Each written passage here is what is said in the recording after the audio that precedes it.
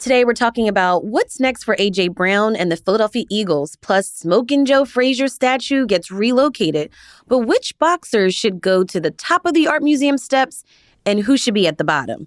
And our favorite Philly athletes who should be celebrated more. We're diving into some big Philly sports conversations that also impact Philly culture. It's Tuesday, March 3rd. I'm Trinae Nuri, and here's what Philly's talking about.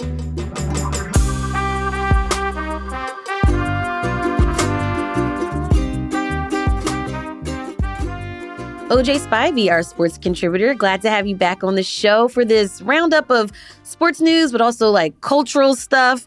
And Matt Katz, our executive producer. Hey, y'all. Hey, guys. Trinae. Hey, Matt. Great to be back on with you.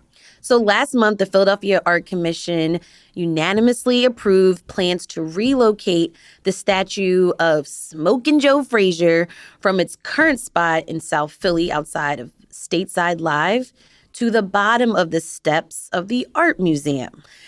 Philly and the rest of the world knows the fictional character Rocky, and Rocky continues to be synonymous with Philly in so many ways, but that's not the full story.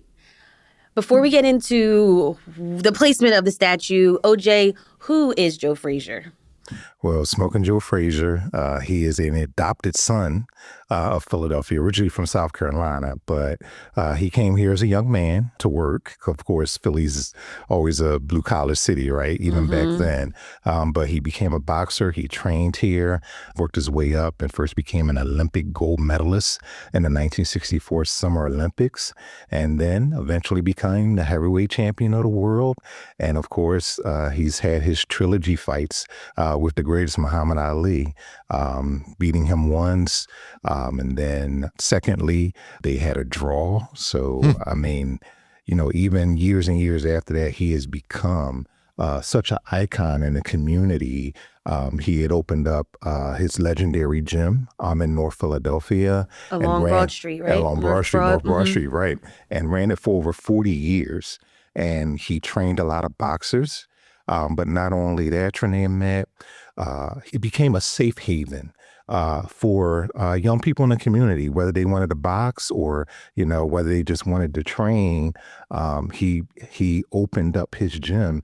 And, you know, a lot of times when you open a gym, you know, you have to pay the bills or, you know, you have to charge a fee or a membership fee. He never did that. You know, kind of got him in trouble a little bit financially, but that's how much he cared about the community. So, because boxing was big in Philly at that time, right? Oh, absolutely. This is what, like the 70s, 60s, 70s? Yeah. Yes, and even before that, I mean, Philadelphia, you know, we also talk about, you know, we love our sports here, but before basketball, before baseball, and even football with the Eagles, Philadelphia is really a boxing hub, much like New York, much like Chicago. And, you know, generationally, I mean, we've had great boxers in this city, and Joe Frazier is right at the top. So his statue being moved to the Art Museum, I believe, it makes it more visible for people and visitors and even people in the city, and they get to know him and get to know more of his story. And he's taking the place of Rocky at the Art Museum. So Rocky is now at the bottom of the steps. He's going to move to the top of the steps, and then Joe Frazier will be at the bottom of the steps, which will certainly give him more visibility and his story more visibility. Absolutely. But still, the fictional boxer is getting the more prominent spot. Yes, he is. So it's a caveat to that, and it's something that I wrote about a couple of weeks ago In the Philadelphia Tribune. Right. And I actually talked with Joe Frazier's family, actually his son-in-law, Peter Lyde. Some may know his wife, Jacqueline Frazier Lyde. She is famous for fighting, and she fought Muhammad Ali's daughter, Layla Ali, several years back. Everybody's a fighter. Right, exactly. But, you know, she's a Pennsylvania judge now, so okay. Shout out to her. But talking with Peter Lyde, you know, there's some controversy with fans as far as, you know, should Joe Frazier be at the top of the steps? Yes, but it's more of a structural issue because the base of Joe Frazier's statue is structurally larger and wider than a Rocky statue. So ideally, the city, they work with the city to move it to the art museum, but it's more conducive for it to take the place where the current Rocky statue is. At the bottom. Right. Because what Mr. Lyde had told me, or what he was told by the city, was it's too wide on top of the art museum steps. Rocky being at the top of those steps, it's really no... it's no slight necessarily to Joe Frazier. Exactly, man. There's no slight per se to Joe Frazier, because it's more of a structural issue than just saying, it's making that a hierarchy thing. And also people can run up the steps and do their, arms in the air thing next to the Rocky statue now. So that makes sense. But you know what people are going to say. You see how Rocky's looking down at Joe? Well, that was a thought. That was my thought in writing the story, because I was going to write a column on it. Because my thought was Joe Frazier trained all around the city. And if you go on the other side of Fairmount Park, on the East Fairmount Park, Strawberry Mansion, off Ridge Avenue, near the Dell Music Center, the city, they incorporated several years back a trail that's called Boxer's Trail.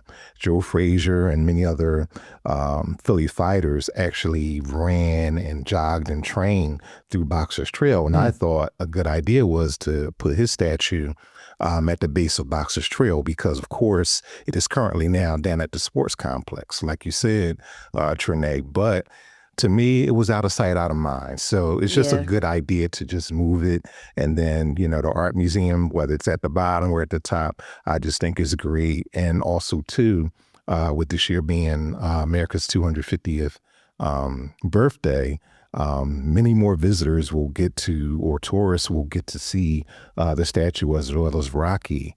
Is it true that you said he trained all over the city? Is it true that Sylvester Stallone, in writing the Rocky character, copied some of Joe Frazier's actual training regimen for the movies, like this running up, punching the raw meat and running up the steps too? Or? Wow, that's a great point, Matt, because Joe Frazier, as a young guy, he actually worked in a slaughterhouse. Oh, wow. So he 100% was punching meat. That is absolutely true. He did work in the slaughterhouse when he was a young man, as he was coming up as a young boxer. So there are some remnants of Joe Frazier in Rocky. So do we know if he ran up the steps in real life? Oh, no, he's definitely run up the steps with different boxers that he's trained with. And what Mr. Lyde also told me was, of course, it's more ideal to run up those steps. You better have a good pair of sneakers on, right?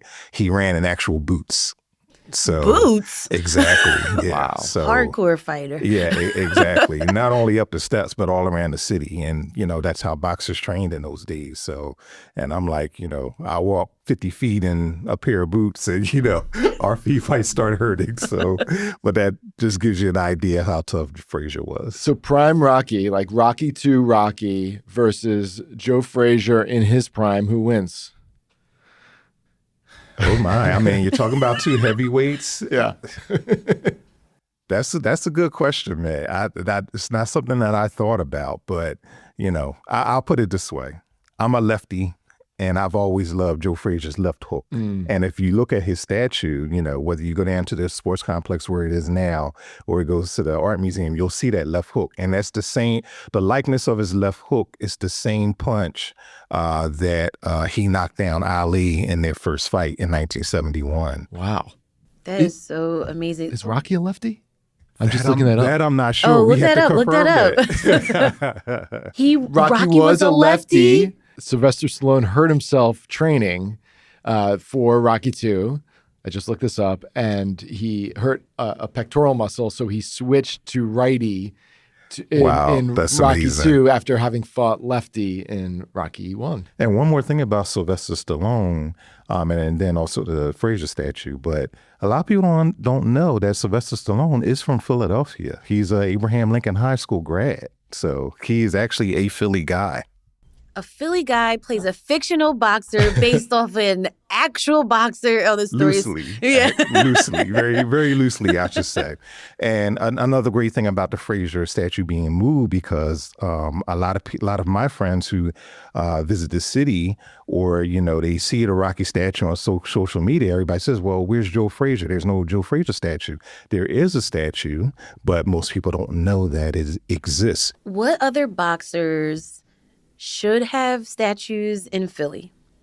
Oh, wow. Well, the first guy that comes to mind is Bernard Hopkins, the executioner. I mean, he was a middleweight champion, and he was also a champion in different weight classes. So, I mean, you have, again, Philly is rich with boxing history. And you have another Olympic gold medalist that was from Philadelphia, a guy by the name of Mildred Taylor. You have Tim Witherspoon, a former heavyweight champion, and even also more recently, Danny Garcia, so, he's a world champion as well, and in different weight classes. So we have a lot of people to choose from. We'll be back after this brief message.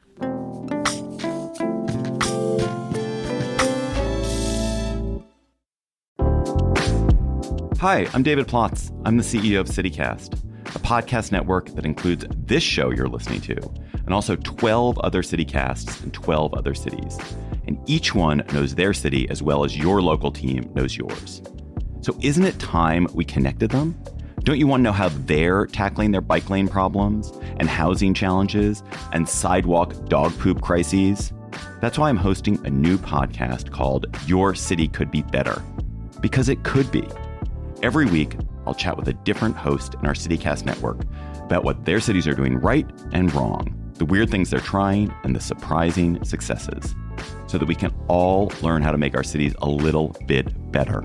Listen to Your City Could Be Better on YouTube or wherever you get your podcasts. All right, moving along. Let's talk about AJ, our star wide receiver for the Philadelphia Eagles. Made lots of headlines last week. Head coach Nick Sirianni said he wants Brown in the locker room for next season. Brown indicated the same thing, but the ultimate decision about whether he stays on the team comes from the front office, general manager Howie Roseman. What is the best move for the franchise, OJ? Well, my first thought is you want A.J. Brown as a Philadelphia Eagle. I mean, his stats prove that he is an integral part of this team. Of course, they've gone to the Super Bowl twice with A.J. Brown as their starting wide receiver. He's a perennial All-Pro. He's had 4 straight 1,000-yard seasons. That's the thing for a wide receiver. But, you do have some of the sideline stuff to where, he wants the football. And that's every wide receiver, of course. Mm-hmm. They want the football. But there's a way you go about it. And, you want to keep it in-house. You want to keep it in the locker room. But when it gets to the media and people like us, of course, we're going to talk about it. And how much has that weighed on not only the team, but the front office? Are they getting sick of it? But my thought is that it's kind of 50-50 to me whether he'll be traded or not, because, you just spoke of Howie Roseman, and, he's quick to make a trade. And, my history, just knowing and covering the Eagles and Howie Roseman for several years, he'll trade his grandmother if he thinks he can get a good deal. But I mean, how much of it, though? Because it's everyone's got an opinion about if they're not getting enough playing time, they're not getting the ball enough. Touches, everyone has an targets, opinion. right. And wide receivers are notorious for this. They're the prima donnas, right? They're remember Terrell Owens was always calling attention to himself. Yeah, I forgot about him. Going back, Keyshawn Johnson, throw me the damn ball. So this is the thing. And it's he's part of it. And right? he's one of the best receivers in the whole league. So why, let him talk and, let us take the good with the bad and all. But, you kind of want to, simmer it down a little bit. Yeah, and we should explain it was because he was doing these weird passive aggressive social media posts. Right, social media That's posts. That's what kind of stirred this, right? Yeah, it's almost like, you're almost like writing a love song, and it's like subliminal to your ex or something. Right. So it's like all these things on social media, and then you go into the locker room. Of course, you do your job as a journalist to say, all right, you're going to ask teammates about it. You want to ask Jalen Hurts about it. You want to ask his right hand man Devontae Smith about it, the offensive lineman, and of course the coaches, Nick Sirianni. You want to ask them about it. But then it's like this like conversation though about like the quote unquote proper behavior of like an NFL player. Like he's supposed to like be this super amazing, like, we saw Saquon Barkley like hurdle a player. Reverse hurdle. Yeah, reverse hurdle, right? To get a touchdown. But then it's like, you have to be humble and meek and like, but you also have to like show some expression and emotion, but not too much, because then you're cocky. But then if you're like not at all, like they were criticizing quarterback Jalen Hurts about like just one word answers. So it's like being stoic. Yeah, it's like speaking you in cliches. can't be like a normal guy. Well, I thought AJ showed his like true character this past week, right? Trinae, we were talking about this. Yeah, so we want to play a little bit of a clip. It kind of just reminds us all just how real and human professional athletes are. So Brown posted this on social media last week in the wake of the suspected suicides of 2 NFL players. Guys, I want you all to understand, in the NFL community, man, things aren't always going to go your way. You may not get everything that you desire.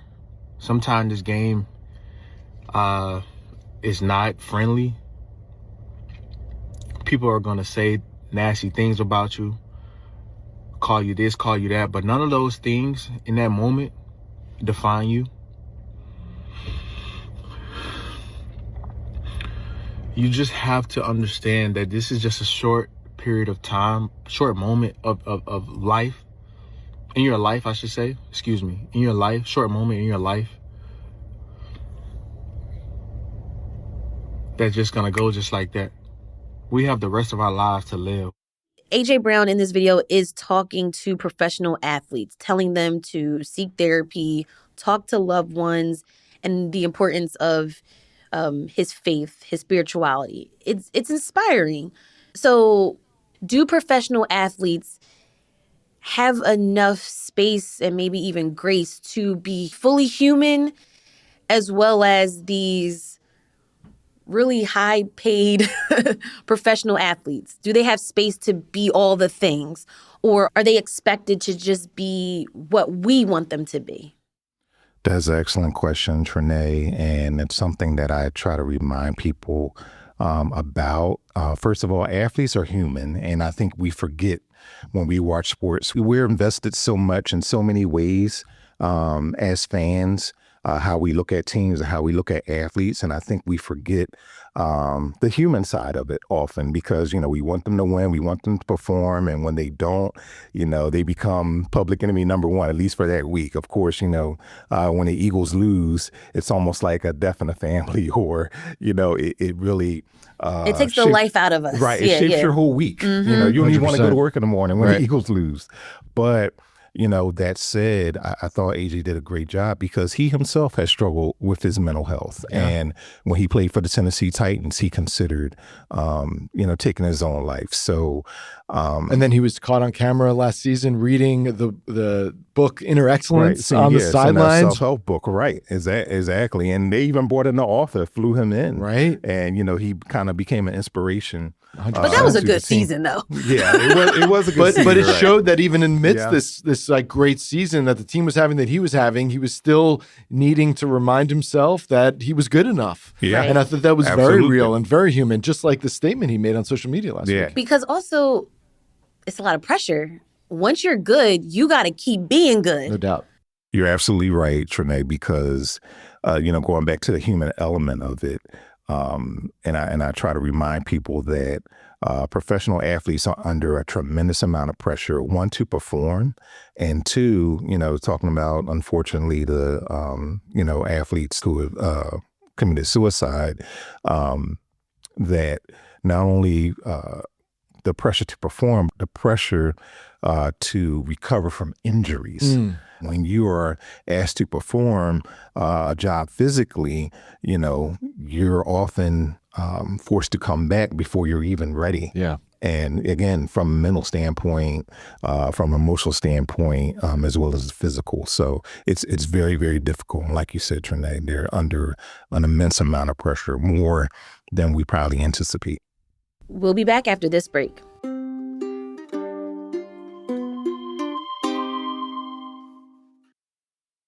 Okay, so recently the Philly Mag released their top 25 most Philly athletes.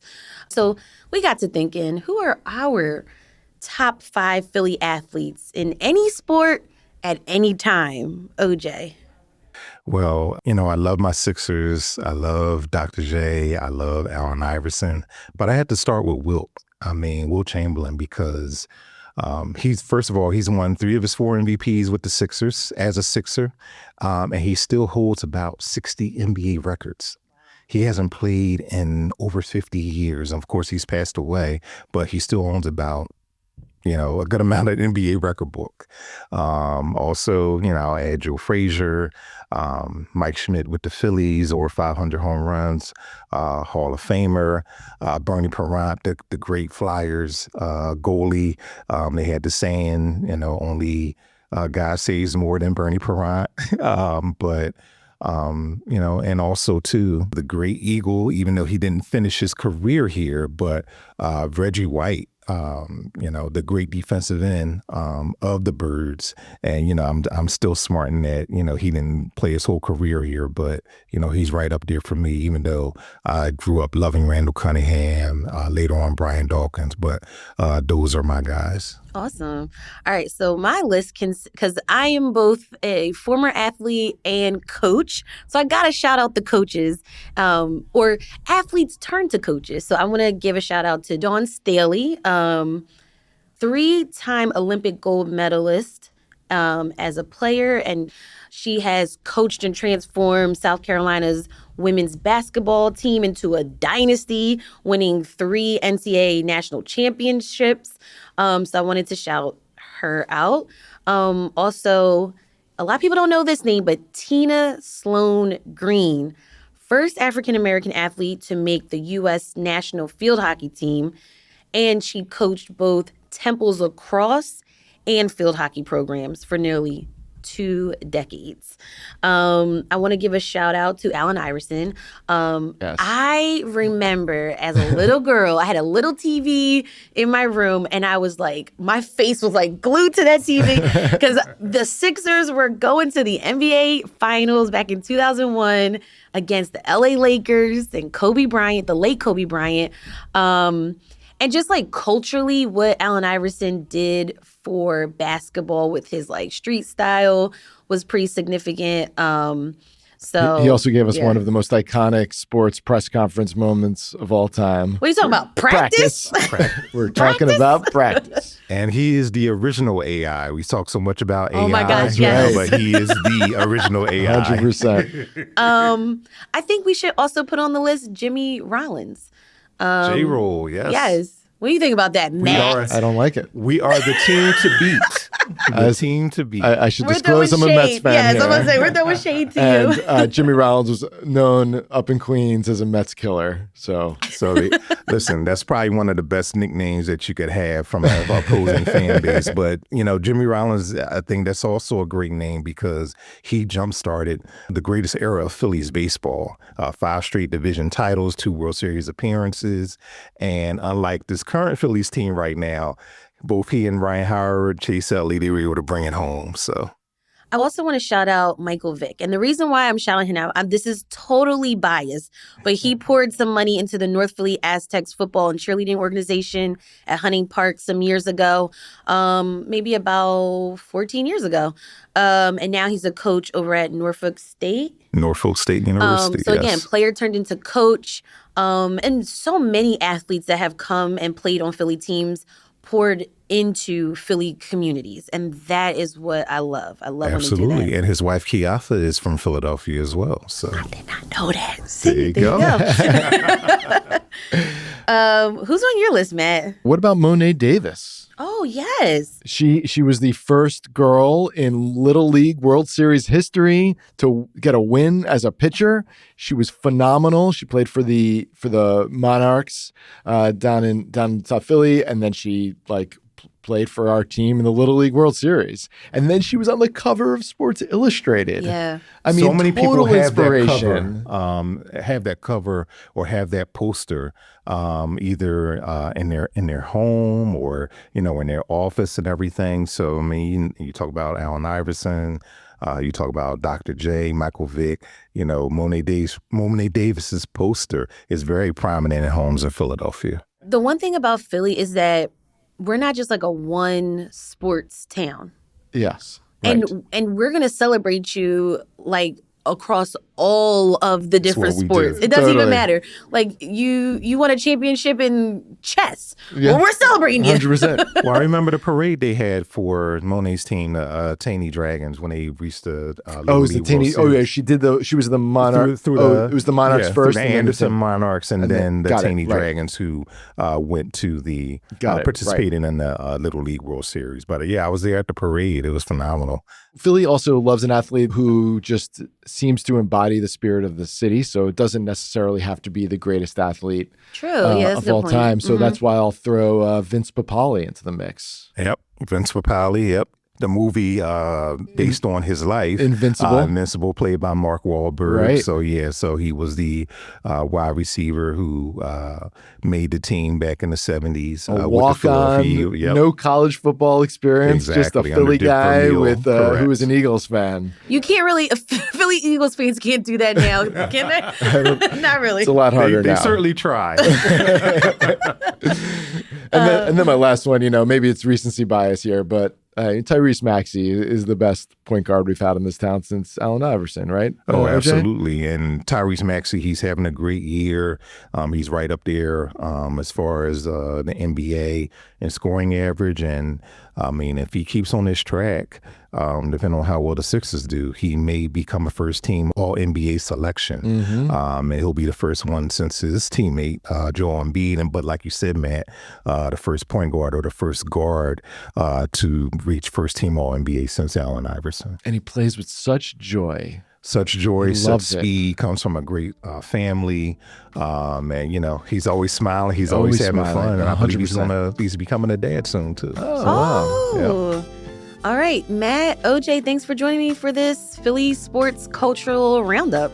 Go Birds. Go Birds. Thank you, Trina.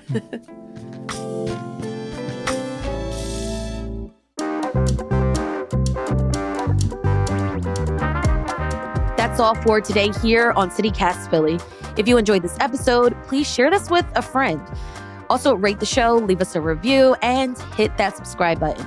Be sure to sign up for our morning newsletter to learn more about what else Philly's talking about.